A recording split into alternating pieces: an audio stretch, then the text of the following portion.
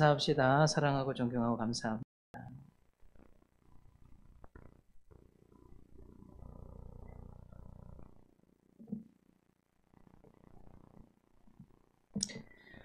네, 1부 예배, 2부 예배 뭐 같이 계속 드리는 게 저한테 쉽지 않네요.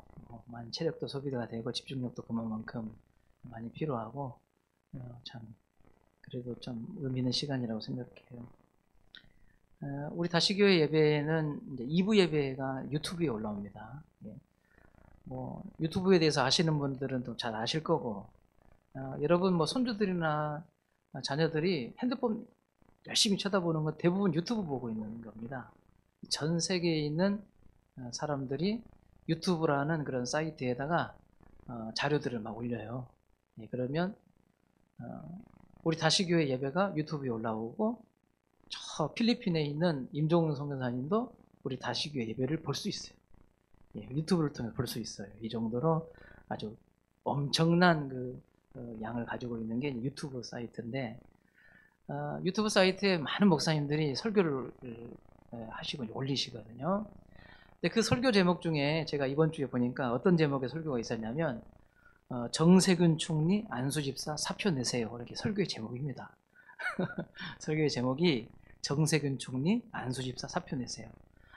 정세균 총리께서 서울에 있는 예능교회 안수집사님이세요. 예능교회 안수집사님이신데 코로나19 시대에 총리가 되셔가지고 얼마나 힘드시겠어요. 머리가 지끈지끈하고 잠이 오겠어요 지금. 그래서 안수집사님이시지만 또 국가의 총리이기 때문에 이런저런 일들을 살피셔서 어쩔 수 없이 또 이런 이제 발표들을 계속 하시는 것이 우리 교회 입장으로 볼 때는 왜 저렇게 하나? 왜 저렇게 하나? 알고 봤더니 안수 집사님이래 또. 또 예능교회 안수 집사님이네. 그래서 이 정부에 발표하는 이런 발표들이 교회에 불이익을 주고 부당한 대우를 하는 것처럼 느껴져서 목사님이 설교의 제목을 정세균 총리 안수 집사 사표 내세요. 이렇게 설교를 올렸더라고요. 참 여러분도 아마 그런 마음이실 것 같아요. 뭐 정부에서 나오는 여러 발표들이라든지 또 주변에서 많은 성도들이 이런 이야기 많이 해요. 왜 우리 교회를 핍박하냐? 정부가 왜 교회를 핍박하느냐? 그런 말들을 많이 들어요. 목사님들도 많이 이야기하세요. 정부가 교회를 등을 돌리고 교회를 핍박한다, 탄압한다. 그렇게 말씀하신 분들이 참 많습니다. 사실 정부의 발표를 놓고 저도 가만히 생각해 보면 가슴이 아파요. 답답하고 뭐 참 정치인들은 한 표 한 표를 중요하게 생각한다는데 교회를 등 돌리고 어떻게 뭔 일을 해보겠다는 것인지, 과연 한국 교회가 이 정치인들을 어떻게 표를 줄 수 있을까 싶을 정도로 참 마음이 아파요.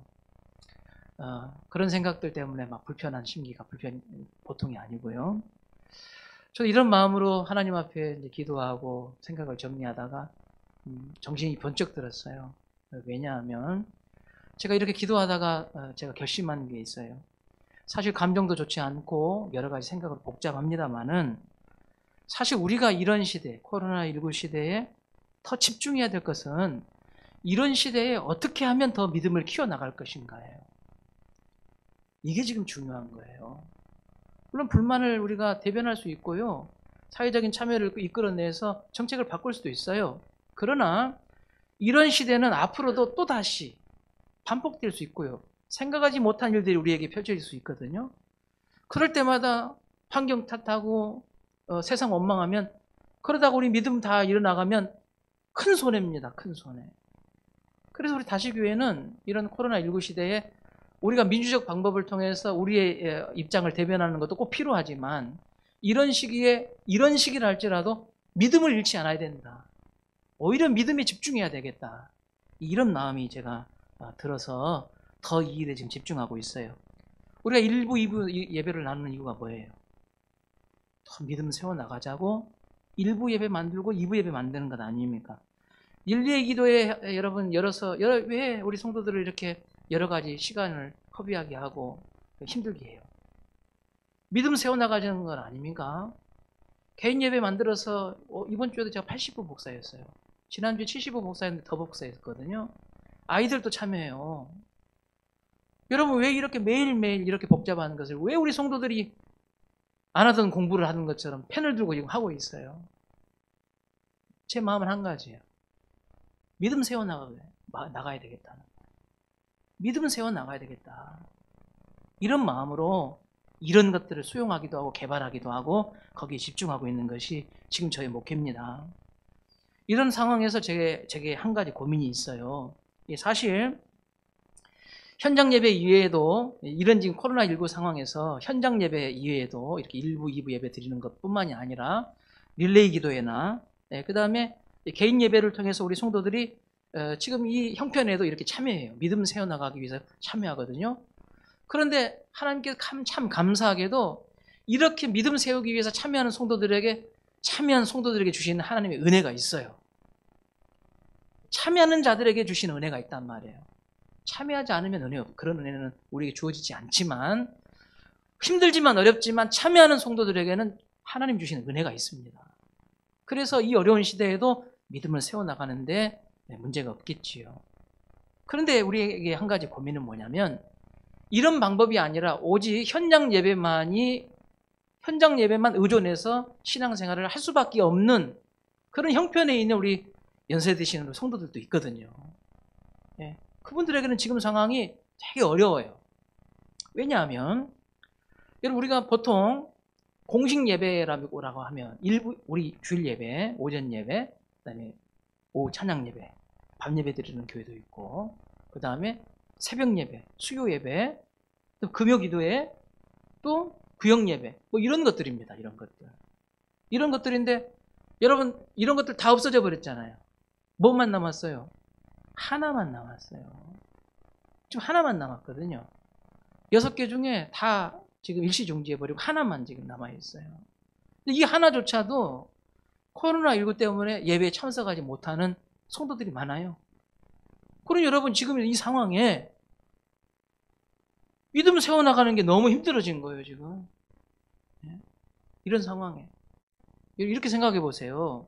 우리가, 우리 혁신도시에는 초등학교도 일주일마다 한 번씩 끊어서 학교가 간대요. 숫자가 많은 학교. 초등학교가 이번 주에 이 반이 학교 가면 그 다음 주는 쉰대. 그리고 그 다음 주에 또 간대. 서울에 있는 쟤들 조카들 제가 이야기해 보니까 일주일에 한 번 간대, 학교를. 거기는 숫자가 하도 많아가지고 일주일에 한 번 간대요, 한 번. 근데 만약에 우리가 일주일에 한 번 학교를 가는데 학교 끝나고 나서 공부도 안 하고 매일 노는 애가 있다고 해봐요. 일주일에 한 번 가. 학교 끝나고 와서 열심히 놀아. 근데 어떤 애는 학교 끝나고 와서 열심히 노는데 일주일에 6번 학교 가. 뭐가 더 낫겠어요, 교육적으로? 교육적으로 뭐가 더 낫겠어요? 놀아도 그래도 학교 6번 간 애가 더 낫지, 뭐. 놀아도. 갔다 와서 공부도 안 해, 복습도 안 하고 예습도 안 해. 그런데 학교는 6번은 가. 그런데 똑같이 예습도 안 하고 복습도 안 하는데 일주일에 한 번 학교 가. 누가 더 낫겠어요? 지금 우리 상황이 이렇게 돼버렸어요, 지금. 우리 상황이거든요, 이게. 다 없어져 버렸어요. 다 일시 중지해버리니 겨우 일주일에 한 번 가서 놀라고 놀든 뭐든 뭐 하나님 잊어버리고 산다 해봐요. 야, 이제 지금 믿음이 지금 큰 위기에 지금 때가 된 거예요. 지금 이 상황이. 여러분 목사도요 똑같아요. 목사님들도 똑같다. 여러분 목사의 삶에서 천국 냄새가 나야 되잖아요. 천국 냄새가. 천국 냄새가 뭐라냐 또 막. 우리 내 삶 속에서 예수님의 냄새가 나야 되고 천국 냄새가 나야 되고 말씀 냄새가 나야 되고 말이에요. 이런 냄새가 나야 돼. 그런데 믿음이 떨어지면요. 천국 냄새, 예수 냄새가 나는 게 아니라 세상 냄새 난다고요. 세상 냄새 나요. 내 믿음이 떨어지면 교회 나와서 하는 말이 세상 냄새 나고요. 그렇게 살게 돼 있어요, 사람. 우리 한 번 드리는 예배도 예배의 성공자로 그 예배가 드려지면 우리의 삶에서 예수의 향기가 나고 천국의 냄새가 나는데 그 예배가 내가 드린 예배가 성공한 예배로 들어가지 않으면 결국 세상 냄새 나는 거예요. 여러분 우리가 모여서 세상 냄새 막 풍기면 세상과 우리가 다를 게 뭡니까? 믿음이 떨어지면 믿음이 약해지면 자연스럽게 세상 냄새 나는 거예요. 목사도 예의 없다니까요. 목사도 예배가 무너지고 예배가 실패가 되면 세상 냄새 나요. 아무것도 아닌 일에 전전긍긍하면서 거기에 머리를 싸매고 인생을 허비한단 말이에요. 그렇게 되게 있어요. 되게 돼 있단 말이죠. 우리 모두는 다 하나님 앞에 섭니다. 다. 젊은이든지 연세가 드신 분들이든지 하나님 앞에 섭니다. 여러분, 우리가 믿음 잘 지키지 않으면 하나님 앞에 고개 들지 못해요. 하나님 앞에 서서 고개 못 듭니다. 그러나 이 땅에서 여러분 믿음 지키는 성도는, 그 믿음을 유지하는 성도는 하나님 앞에 서서 고개 들고 서지요. 믿음이 일어서는 안 돼요. 코로나19 상황이 예전과 다른 교회의 모습을 만들어내고 있지만 우리 다시교회 성도들은 믿음 세워나가는 일에 여러분 집중하셔야 돼요. 믿음 잃으시면 안 돼요. 주님 앞에 선다니까요. 무슨 낯으로 주님을 뵐 거예요. 코에 속이고 코가 대짜나 빠졌어. 이런 날이 올 거라고 그렇게 이야기했지만 믿음 준비 못해서 그 모습을 설 겁니까? 믿음 준비하셔야 됩니다. 우리가 이 믿음으로 서기 위해서 우리는 하루에도 많은 사람들을 만나고 여러 가지 생각들을 하고 또 일들을 계획하고 일을 추진해 나가거든요. 그런데 이 일들이 다 우리의 믿음을 세워나가는 일이 되기를 하나님은 원하세요. 그러려면 우리가 이 선택을 해야 되는 거예요. 누군가를 만나서 이야기하고 뭔가를 도모하고 머릿속에 담고 사는 이런 생각들이 내 믿음을 세워나가고 하나님 나라를 확장하는 일로 전환돼야 돼요. 흘러가야 되는 거예요. 이걸 누가 하느냐? 결국은 내가 해요. 우리 자신이 합니다. 그러기 위해서 과연 믿음을 세워나가는 일에 대한 분별력이 필요해요. 아, 이 일은 내 믿음을 세워나가는 일이겠구나. 아, 이 일은 내 믿음의 위기가 오겠구나 하는 분별력이 있어야 된단 말이죠.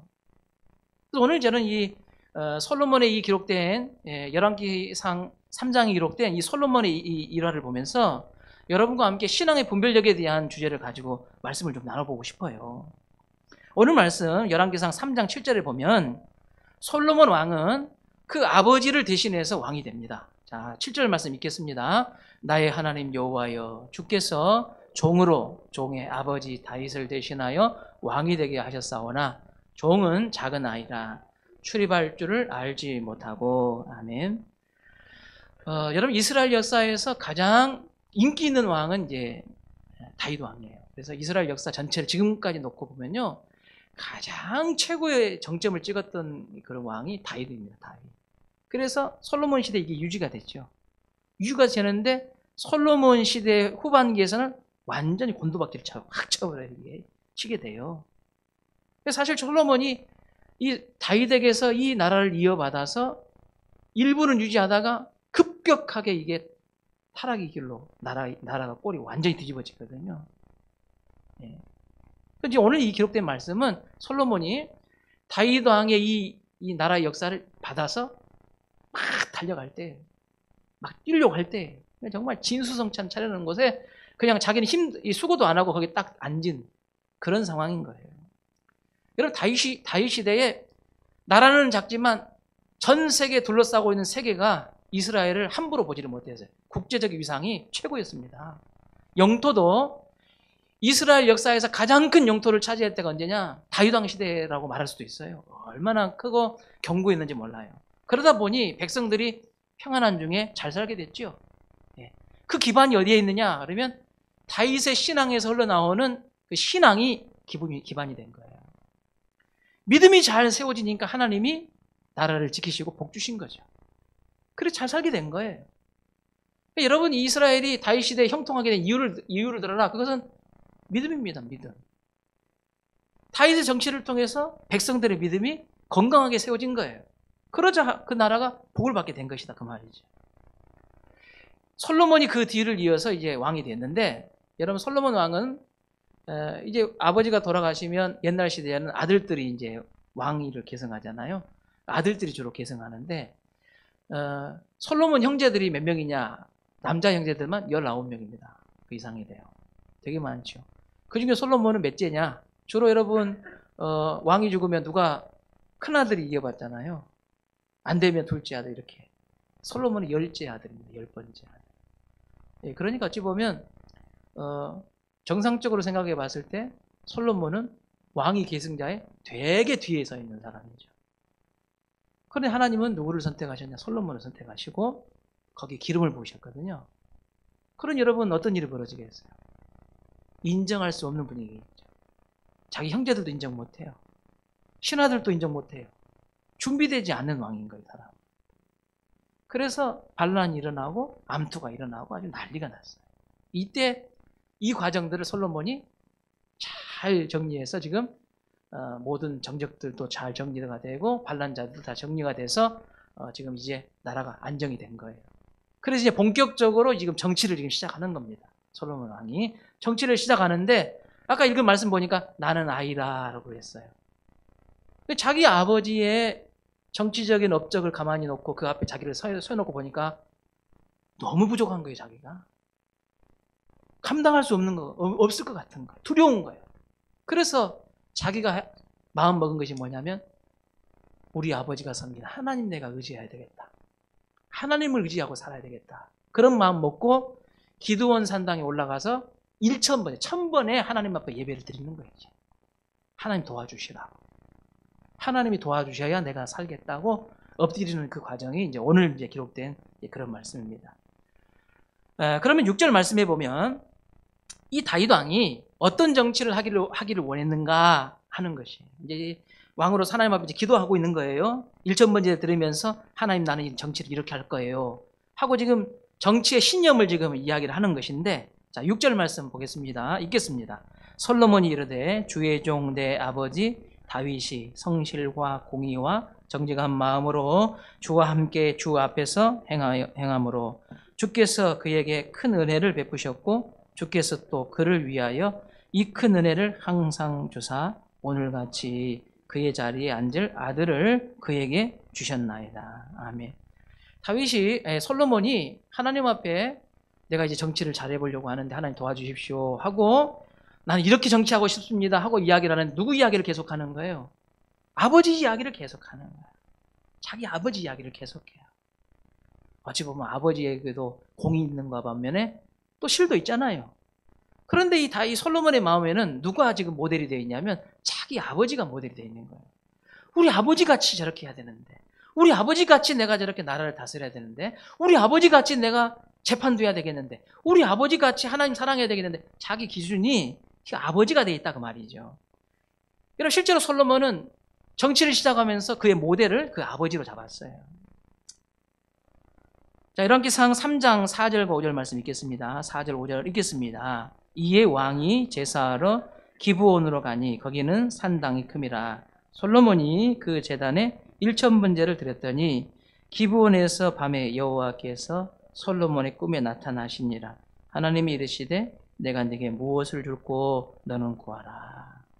아버지처럼 하나님 의지하려고 지금 기브온 산당에 가서 예배드렸단 말이에요. 그런데 그날 밤 잠을 자는 중에 하나님이 솔로몬의 꿈속으로 찾아오셔서 꿈에서 솔로몬을 만나신 거예요.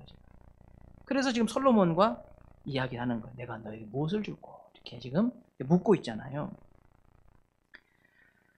솔로몬은 훌륭한 왕이 되기 위해서 우리 아버지와 같이 내가 아버지처럼 그렇게 하렵니다. 지금 그렇게 이야기를 하고 있는 것이죠. 그렇다면 솔로몬이 모델로 삼고 있는 이 다윗의 통치는 어떤 통치냐 하는 거예요.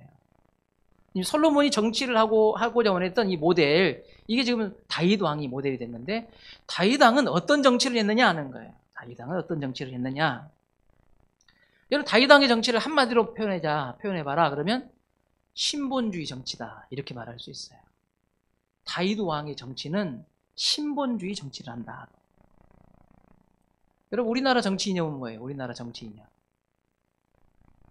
네. 우리나라 당군 왕검께서 우리나라를 개국하실 때 무슨 정신으로 개국을 하셨다고 그랬어요? 다 유치원을 안 나오셔가지고 잘 모르시는데 유치원 때 다 배우는 건데 홍익 인간이라고 했습니다. 우리나라 정치 이념은 홍익 인간이래요. 홍익 인간이 뭐냐? 널리 인간을 복되게 한다. 이게 정치 이념이었어요. 예. 아마 우리나라만 그런 게 아니라 다른 나라도 다 비슷해요. 정치를 하는 게 인간을 복되게 하는 게 정치예요. 그런 정신으로 개국을 했고 그런 정신으로 꼭 법을 만들고 쭉 왔어요. 그런데 홍익인간의 정신이 아니라 다윗은 무슨 정신으로 정치를 했다고요? 신본주의 정신. 신본주의 정신으로 정치를 했다 그 말이에요. 그럼 여러분 이 신본주의가 뭡니까? 오늘 여러분 이제 보세요. 신본주의라는 게 뭐예요? 한자로 보면 이 신자라는 게 하나님을 말하기도 하고 뭐 안 믿는 사람들 귀신 신자라고 하지만 우리 믿는 사람들은 하나님을 표현할 때 다른 한자가 없어요. 그래서 그냥 이 한자를 씁니다. 그러니까 우리는 귀신 신자를 하지 말고 하나님 신자라고 합시다. 하나님 신자에다가 근본 본자 주인 주자에 오를 의자를 써서 신본주의 이렇게 말합니다. 그럼 신본주의라는 게 뭐예요? 천지를 창조하신 하나님을 역사와 인생의 근원이고 통치자로 믿고 살아가는 정치예요. 하나님을 역사, 나라의 역사, 한 개인의 역사, 역사의 근원, 인생의 근원으로 보고 그 하나님이 통치자, 통치하신다고 믿고 따라가는 그 정치가 신본주의입니다. 신본주의. 그럼 신본주의를 반대하는 반대편에 서 있는 그 정치 이념이 뭐냐? 인본주의 정치입니다. 우리 기독교의 정신으로 보면. 사실 여러분 하나님 없는 세상은 인본주의만 잘해도 정말 정치 잘하는 거예요. 근데 우리는 하나님 없는 인생이 아니라 하나님을 믿는 인생 아닙니까? 그래 신본주의보다 더 뛰어난 인본주의의 정신으로 인생을 설계하는 사람이 성도입니다. 그렇게 성도예요. 그런 사람이 성도지요. 인본주의에서 멈추는 것이 아니라 인본주의를 넘어서서 신본주의를 추구하는 것이 성도다 그 말이에요. 믿으십니까? 막 여러분 나는 이 말을 할 때 막 아멘 막 해가지고 교회가 떠나갈 줄 알았더니 아멘 별로 안 하셔보네. 근데 그렇게 살기 싫은가비요? 예? 인간만 잘 살면 된가? 하나님 복 주셔야 인간이 잘 산다니까요. 여러분 많은 자 화면을 한번 다시 한번 보세요. 여러분 보세요. 인본주의라는 것은 신본주의는 하나님이 역사와 인생의 근원이요 통치자의 자리에 서 있는 거예요. 근데 인본주의는요 하나님의 그 자리에 사람이 들어가는 거예요. 인간이 역사와 인생의 중심이에요. 누가 주체를 갖고 있냐? 인간이 주체가 되는 거예요. 이게 인본주의라고 말해요. 여러분 솔로몬이 왜 망한지 아세요? 솔로몬이 다윗에게서 바통을 딱 이어받아서 하나님 앞에 기브온 산당에서 기도하고 난 다음에 하나님 능력 받아가지고 신본주의 정치를 합니다. 신본주의를 정치를 하다가 점점 시간이 흘러가니까 어떻게 변해버렸냐? 인본주의로 바뀌어져 버렸어요. 인본주의로 타락해버렸다가 말이에요. 그렇게 되자마자 나라가 곤두박질을 친 거예요, 지금. 여러분, 이 사실을 우리가 잊지 마시기 바랍니다. 하나님이 원하시는 세상은 어떤 세상입니까? 하나님이 원하시는 세상은 신본주의 나라, 신본주의 세상을 하나님 원하세요. 성경 봐보세요. 성경 봐보세요. 사람만 모이는 곳에는 뭐만 나오던가요? 뭐가 나와요? 죄가 나와요. 그러나 하나님이 계신 곳은 의와 평강이 있어요. 할렐루야! 과연 여러분 우리의 정치 이념과 인생의 철학이 무엇으로 잡아야 됐겠냔 말이에요. 그렇게 다짐한 솔로몬도 신본주의 정신을 잃어버리니까 인본주의로 타락하고 결국 나라는 망해버려요. 아무리 다짐해도. 여러분 우리가 은혜 받고 집에 학교나 여러분 세상으로 돌아가서 믿음으로 살려고 하는데 잘 되던가요? 주일에 예배 드릴 때는 신본주의요. 주일에 예배 드릴 때는 신본주의. 그런데 예배 딱 끝나고 나서 내일 시작하면 인본주의예요. 이게 몇 년을 반복해 지금.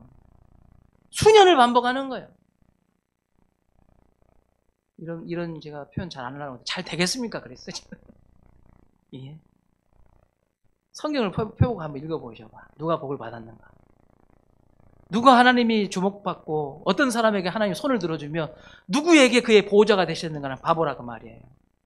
신본주의로 사는 사람에게 하나님 복을 주었어요. 그러나 아무리 신본주의로 살다가 마음이 틀어지고 바뀌어서 인본주의로 사는 사람 하나님 고개를 돌리셨단 말이에요. 그의 손을 들어주지 않았어요. 여러분 우리가 인생을 살 때 주일에는 신본주의로 살다가 수요예배 나와서 신본주의로 살다가 새벽 예배 나와서 신본주의로 살다가 예배 끝나면 인본주의요. 인본주의로 살아 또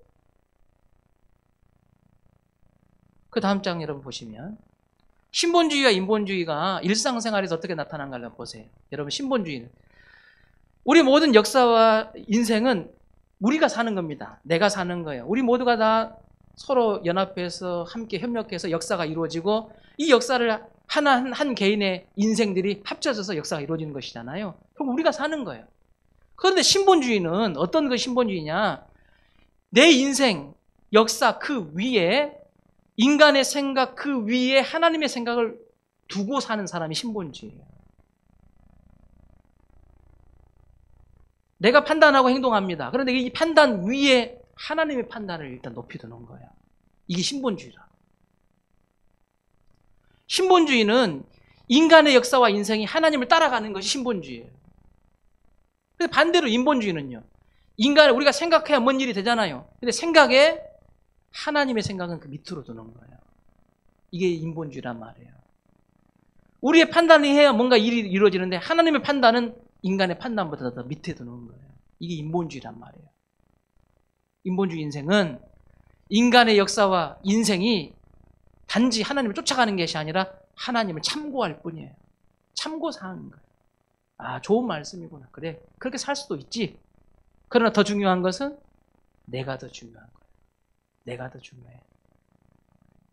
여러분, 우리 일상생활에서 이런 일들로 끊임없이 선택을 하고 있어요. 신본주의를 선택해. 어느 순간인가는 신본주의를 선택하면 하나님께서 우리에게 삶의 주관자로 인정하시고 역사하시는데 어느 순간인가는 형편없는 인본주의로 전혀 의식도 없이 그걸 선택하고 막 따라가 버려요. 이런 일. 이게 지금 반복되는 거예요. 신본주의야, 인본주의. 안타깝지만 매주일 나서 예배드리는 성도들 중에도요. 인본주의로 사는 성도들이 참 많아요. 참 많습니다. 찬양하고 기도하지만 신본주의가 아니라 인본주의로 사는 성도 참 많아요. 여러분, 우리는 이 성경을 보면 인간은요, 하나님께서 만물을 지으시고 난 다음에 이 만물을 지으시고 보시기에 좋았다 하시고 이 좋은 세상에다가 누구를 살게 하셨느냐? 인간을 지으셔서 살게 하셨어요. 그래서 인간을 향해서 뭐라고 하시냐? 생육하고 번성하고 땅에 충만하고 땅을 정복하라 이렇게 하셨잖아요. 그래서 생육하고 번성하고 땅을 정복하고 땅을 다스리는 과정에서 우리는 하나님을 대신해서 만물을 통치하고 다스리는 거예요. 이것을 한마디로 뭐라고 말하냐? 대리통치자라는 말이에요. 우리 인간은 하나님을 대신해 만물을 다스리는 대리통치자예요. 대리통치자. 한번 받아봅시다. 대리통치자. 대리통치자는 이 땅에서 만물 위에 뭐처럼 살아요? 왕처럼 살아. 그런데 내 뒤에 누가 있어요? 하나님이 있는 거예요. 이게 대리통치자라고요. 내가 주어진 시간 24시간을 살지만 이 시간을 내가 머리를 써서 계획하고 전략하고 나누어서 살지만 이 시간 뒤에 누가 있어요? 하나님이 있는 거예요. 이게 대리통치자예요. 자녀를 낳아서 자녀들을 교육하고 인성을 가르치고 여러 가지 인생을 열어주지만 내가 실제적으로 주관해서 사지만 실제 주인, 실제 왕은 누구예요? 하나님인 거예요. 그래서 대리통치자의 일은 뭐냐면 하나님의 신본주의로 살아가야 돼. 신본주의로 추구를 해야 복을 받게 돼 있다는 말이죠.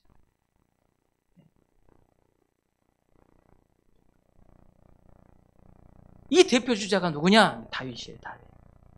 아브라함이 그런 대표주의자예요. 예. 신본주의로 사는 자에게 하나님 복 주시잖아요. 인정해 주시잖아요.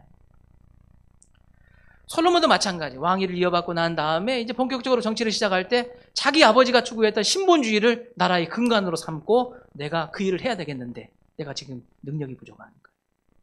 잘할 수 있을까? 우리 아버지가 이루는 이것을 더 번성해야 되겠는데 난 너무나 능력이 없고 경험이 부족한 거예요. 그래서 하나님 앞에 구하죠. 신본주의의 나라를 세우기 위해서 구한 것이 있어요. 그게 뭐예요? 그리고 우리 지혜입니다. 지혜. 솔로몬은 지혜를 구했어요. 근데 여러분, 왜 지혜를 구한지 아세요? 분별하기 위해서 지혜를 구했어요. 분별하기 위해서. 분별하기 위해서 지혜를 구한 거예요. 여러분, 우리는 끊임없이 뭔가를 분별하잖아요. 진짜와 가짜를 분별해야 되잖아요. 진짜와 가짜를 구별하려면 뭐가 필요해요? 지혜가 필요해요. 진짜와 가방, 가짜 가방이 있어요. 우리는 몰라. 그러나 진짜와 가짜를 구분할 수 있는 지혜가 있는 사람은 진짜를 구별해내잖아요. 우리에게 내가 좋다고 찾아오는 사람, 손을 내밀고 찾아오는 사람, 그 사람 중에 정말 나를 이롭게 하는 사람도 있는가 반면에 나를 속아 넘어가려고 하는 사람도 있잖아요. 여러분, 우리는 구분해야 되잖아요. 분별해야 되잖아요. 그럼 뭐가 필요해요? 지혜가 필요하잖아요. 솔로몬이 많은 사람들이 문제를 가지고 찾아왔을 때 그 문제를 정의롭고 공정하게 판단하기 위해서는, 분별하기 위해서는 지혜가 필요한 거예요. 궁극적으로는 분별하기 위한 것이에요. 여러분, 우리 일상에도 분별이 필요하잖아요. 분별만 잘해버리면 여러분 하나님의 신본주의를 선택하고 쫓아갈 수 있는 거예요. 분별을 잘해야 된다 그 말이죠. 봐보세요. 멀리 가지 필요 없이 여러분 지나온 삶을 가만 보세요. 여러분의 선택이 하나님 원하시는 선택하셨어요? 그런 생각 안 해보고 사셨어요? 선택하셨어요? 돈이 된다더라요. 해보라 해보라. 돈 된다면 뭔 줄 못하겠냐. 죄가 아니면 다 해보라. 과연 이런 선택이 과연 신본주의 선택인지 아니면 하나님을 믿고 있지만 하나님을 내 생각과 결정 그 밑으로 두고 사는 것인지. 사실 이런 고민들을 사실은 되게 우리의 선택 속에 많이 하고 있어요. 끊임없이 하고 있어요. 오늘 일상을 내가 하루를 살아갈 때 하나님의 영광을 위해 살려고 쭉 계획하고 사는데 어느 순간인가 어떤 일이 내 눈을 사로잡고 귀를 사로잡는 일이 딱 생겨버려요. 그럼 어떻게? 예배는 맨날 하는 것이고 하나님은 항상 거기 계시고 결국 누가 선택해요 그걸? 우리가 내 자신. 분별이 얼마나 중요한지 몰라요. 신앙인들에게 하나님의 뜻을 쫓아 살기로 원한다면 분별력이 필요해요. 하나님의 지혜가 필요하다 그 말이에요. 다윗은 그 지혜를 가지고 나라를 다스렸어요. 신본주의 나라를 다스린 거예요. 그래서 솔로몬도 왕이 올라가서 하나님께 구하는 것은 분별력이었던 거예요. 하나님 분별력을 주십시오. 하나님의 뜻을 알고 쫓아갈 수 있는 분별력을 주십시오. 그 지혜를 나에게 주셔야 되겠습니다. 자, 8절과 9절 말씀 읽겠습니다. 8절과 9절 읽습니다. 주께서 택하신 백성 가운데 있나이다. 그들은 큰 백성이라 수요가 많아서 셀 수도 없고 기록할 수도 없사오니 누가 주의 이 많은 백성을 재판할 수 있사오리까. 듣는 마음을 종에게 주사 주의 백성을 재판하여 선악을 분별하게 하옵소서. 아멘.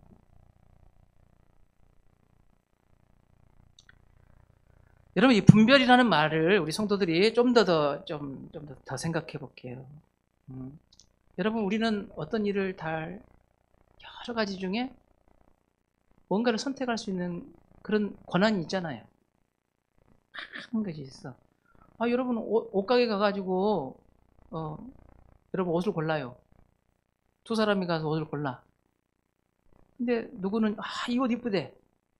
나는 별로야. 입어보래. 입어도 불편해요. 왜? 내 마음에 안 드니까. 누가 뭐라 하겠어요? 여러분, 우리 둘째 놈은 밥을 잘 안 먹어요.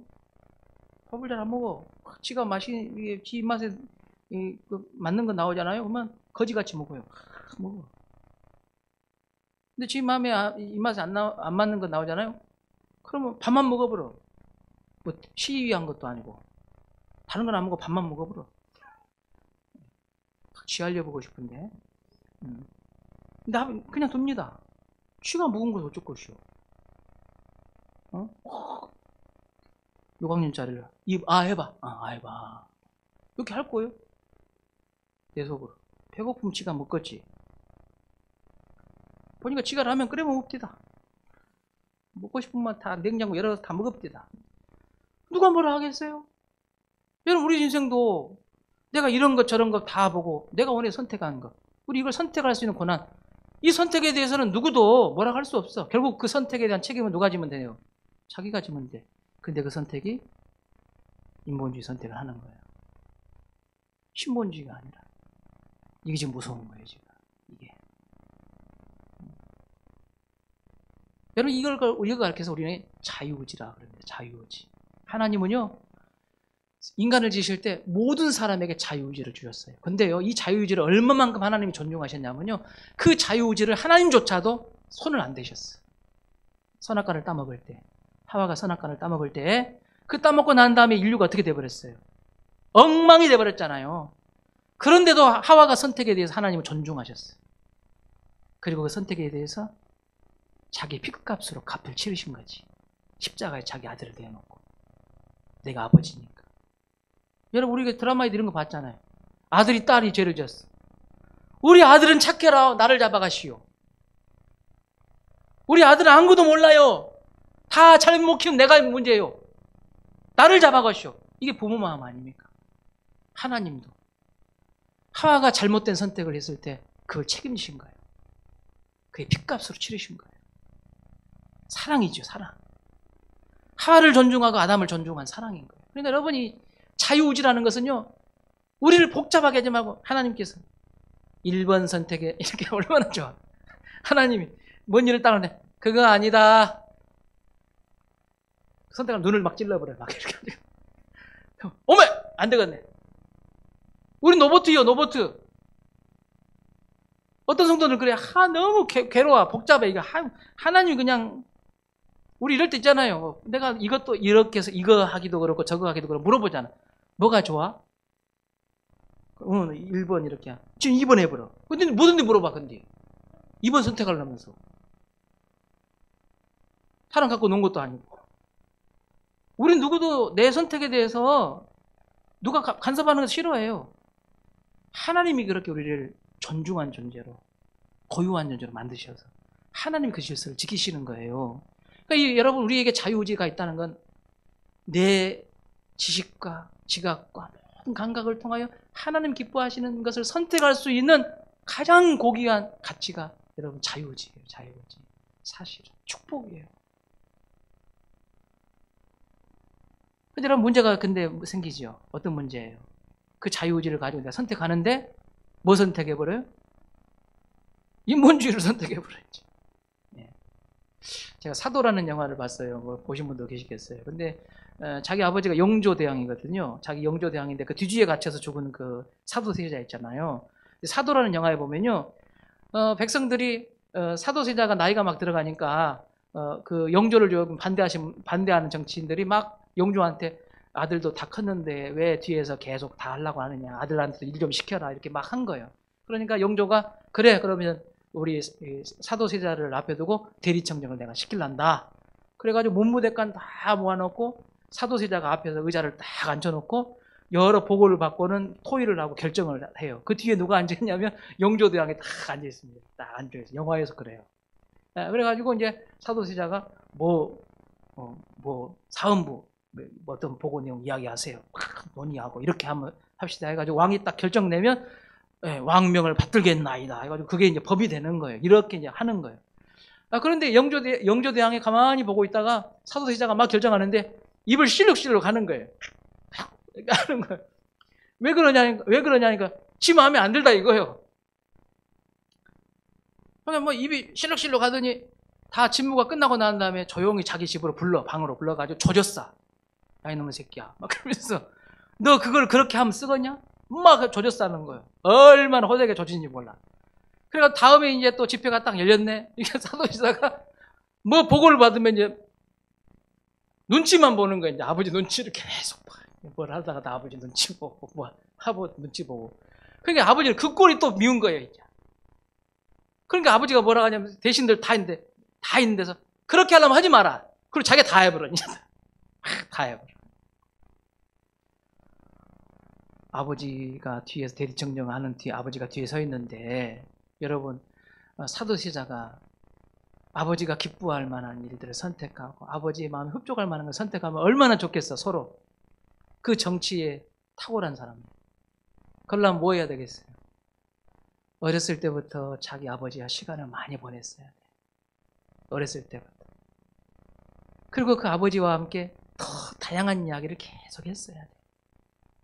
그리고 중요한 문제를 서로 토의하고 조정하고 이런 과정들을 쭉 거치면 사도세자가 대리청정을 시켜놔도 아버지 마음에 걸리는 것이 없어요. 그러겠죠? 무슨 이야기 하는지 좀 짐작이 가십니까? 우리가 대리 통치자라고요. 하나님과 교제를 통해서 하나님과 시간을 머물면서 주님의 마음이 어떤 것인가, 이런 상황에서 이스라엘 역사에서 인물들은 어떻게 선택하고 어떻게 살아갔는가 우리가 충분히 공감하고 하나님을 기도하면서 쭉 가면 내가 이제는 그걸 선택하는 과정에서 뭘 선택하느냐? 하나님 기뻐하시는 걸 선택하는 거야 이제. 그런데 그게 없어요 이제. 본 게 없어요. 들은 게 없어요. 그리고 내 앞에 떨어지는 걸 이제 선택만 해야 되는 거예요.